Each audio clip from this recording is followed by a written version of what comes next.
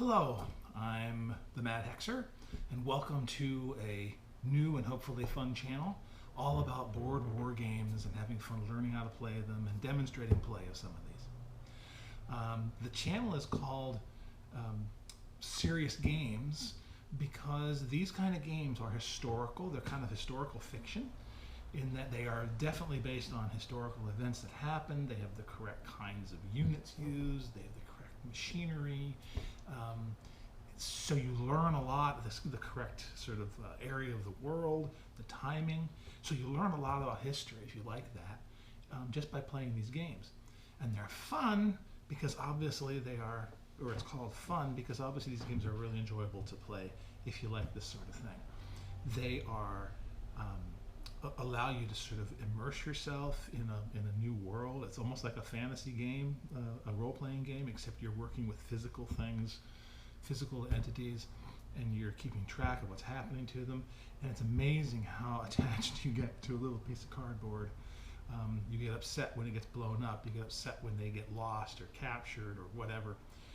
They're a lot of fun to play, and they're actually, if you can find people to play them with you, they're very social activity. You can have multiple people play on each side and have individual units controlled by individual people, sit around, have a few beers, relax, have a nice evening. So they're a lot of fun. And you can play them solitaire, which is generally what I end up doing because my family is not crazy. So anyway, what we're going to try to do is play through some of these games from my youth and some new ones as well. Just trying to get back into this and learn how to do them again, because there's a steep learning curve with these games, but if you can get involved, they are lots of fun. So my story is that years and years ago, over 40 years ago, I looked at these games at the hobby stores, and I mean, I'm an airplane nut, as you can see. Know a lot about airplanes, and used to get model airplanes all the time, still do. But I saw these games always sitting in the shelf at Hub Hobbies in Richfield, off of 66th and Nicollet in Richfield, Minnesota. And I wanted these games so badly. My parents had no idea what they were. They would look at them. I remember my dad picking up a box, looking at it like, what's this? Putting it back. Never. And they were expensive for the time. So I never got to play them. My friend, however, got Richthofen's War. And I spent so much time with this guy. We had such a fun time playing this. We were like 11, 12 years old, and we had so much fun playing this game. It's old Avalon Hill game, and hex and counter, and you're flying individual planes, and you take damage, and you name yourself something, and you had a great time. I don't really think we played it necessarily with the correct rules, not sure, but man, we had fun playing it. So this was my introduction into it. And we had a wonderful time playing Richthofen's War. Then you start to get older. You go through your life. You go to school, etc. Things get busy. There's babes, and you sort of, at least in my case, fell away from doing some of this. I was always still interested in it. I used to go to the library and get books, and they had this one book in particular. I can't remember the name of it, but it had a game in there about attacking Mets. And you could actually, I remember taking the pieces and taking it to an old mimeograph copy machine and copying everything, making my own pieces and playing through the game and learning how to play something that was a larger scale, so the battalions or companies or however that goes. That was fun. So I kept doing it off and on, but things just ultimately were getting in the way, etc., etc. So fast forward, I went to graduate school and I'm living by myself, and I'm thinking, I should get some of these things that I wanted and never got because I'm an adult and I should be able to have some fun. So I thought, okay, I'm going to get a couple of these games. So I pulled the trigger and got a game that everyone loves, well, at least at that time, a classic Avalon Hill game, very detailed, lots of cool infantry combat, and that was Squad Leader. And Squad Leader is an amazing game, lots of fun to play, again, very detailed. I also ended up getting Cross of Iron and Crescendo of Doom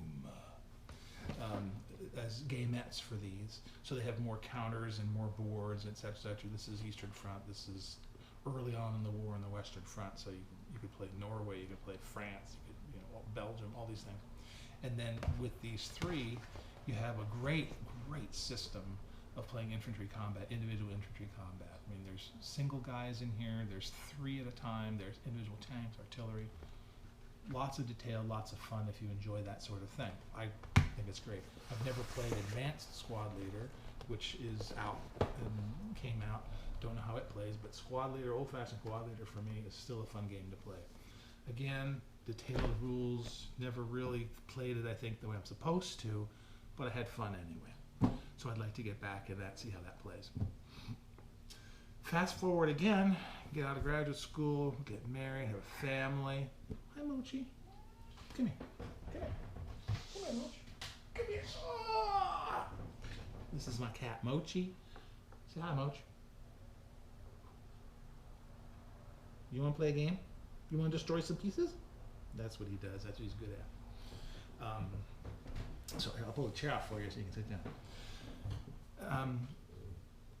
I have a family, etc., a lovely wife, and she knew that I liked these games, and she bought me Luftwaffe, probably almost 30 years ago, 20, 25 years ago maybe, and another Avalon Hill game, and I have to confess, I have never played it. I fondled it often, but I've never actually played it.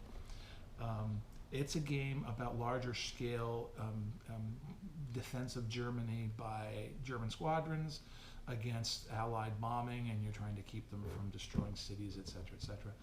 It would be one to be fun to play. I've never seen a playthrough of it. Haven't looked that carefully though. But I'd like to try to play it. Since I got it, feel guilty. I never played it. Seems like it would be a fun game. I'd like to give it a whirl. So that's be another one to try. Then a third scale of life.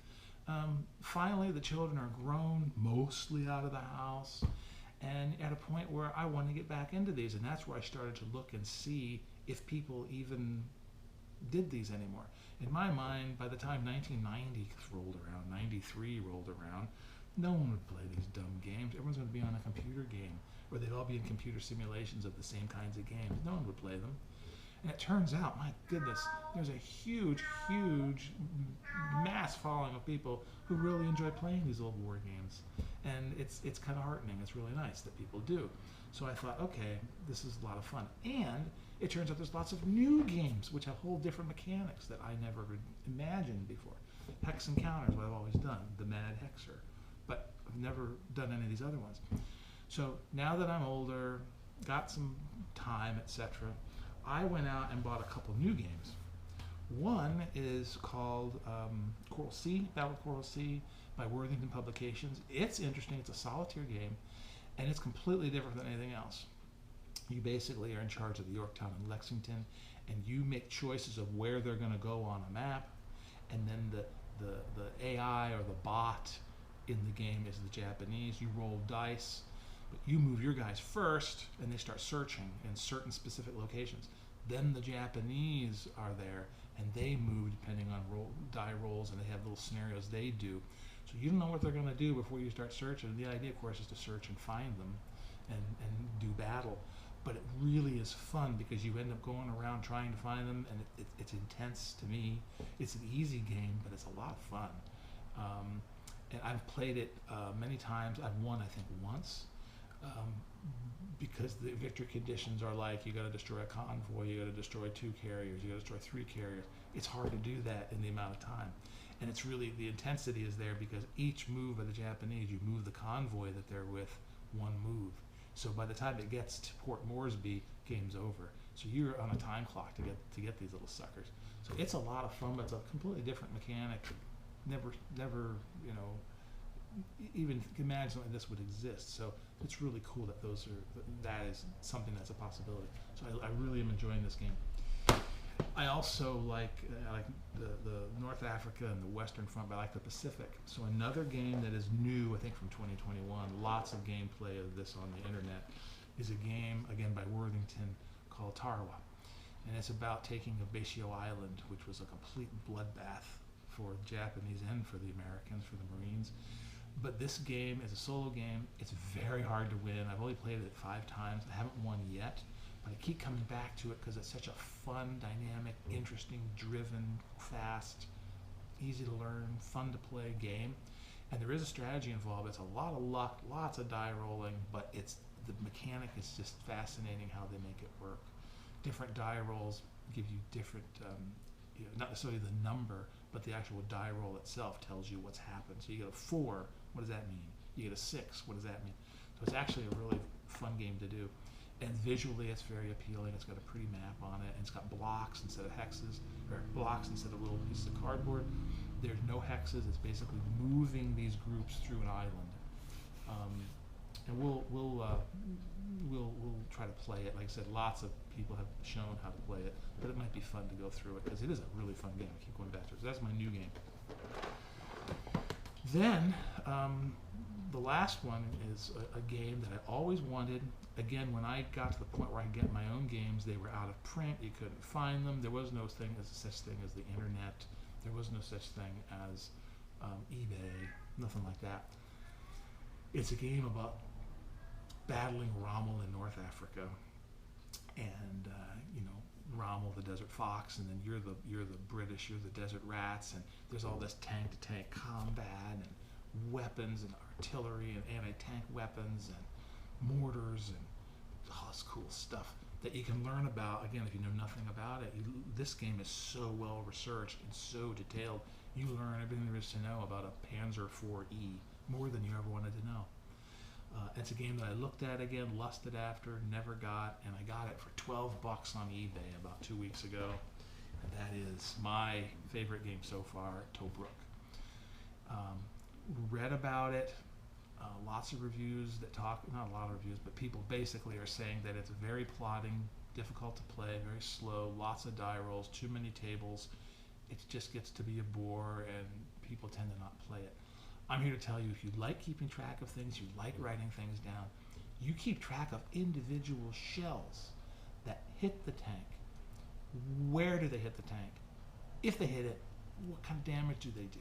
I mean, it's really, to me, that's fun. That's intensity. You roll the dice each time, but oh my gosh, each roll is exciting. It isn't boring at all, in my opinion. So if you like that kind of detail and you like keeping records and things, this game is really worth a look. So what I hope to do is play some of these with you and sort of go through, problems I have, rules adjusting, things of that nature, things that might, I'm not sure if we're going to do some things right, so hopefully if people actually watch videos on this channel, they'll chime in and help fix things that we do wrong.